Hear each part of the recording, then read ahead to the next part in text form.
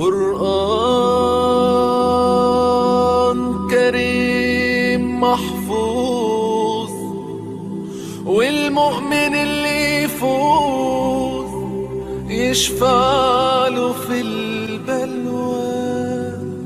اعوذ باللہ من الشیطان الرجیم، بسم اللہ الرحمن الرحیم۔ خواتین و حضرات، ان سب کے لیے چینل میں آپ سب کا خوش آمدید۔ مدینہ طیبہ میں ایک بوڑھی عورت رہتی تھی۔ یہ بیچاری نابینا تھی۔ اس کا کوئی بھی رشتہ دار یا عزیز نہیں تھا جو اس کے گھر کا کام کاج کرتا۔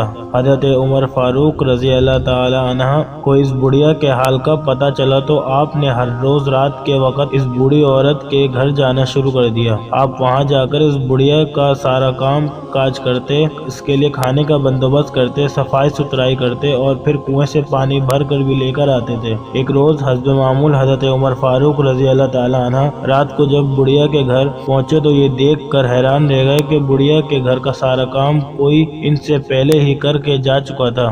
آپ خاموشی سے واپس آ گئے۔ دوسرے دن آپ پھر تشریف لے گئے تو پھر ان سے پہلے ہی کوئی سارا کام کاج کر کے جا چکا تھا۔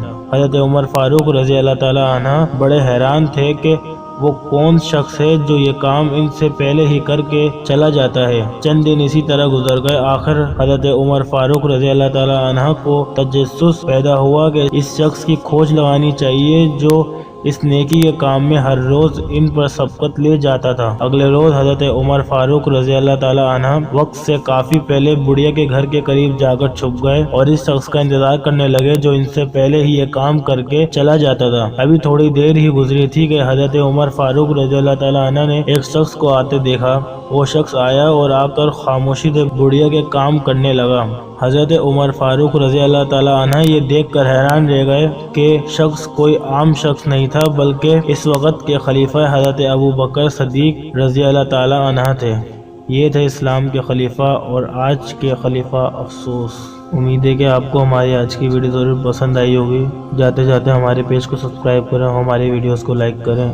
تب تک کے لیے اللہ حافظ۔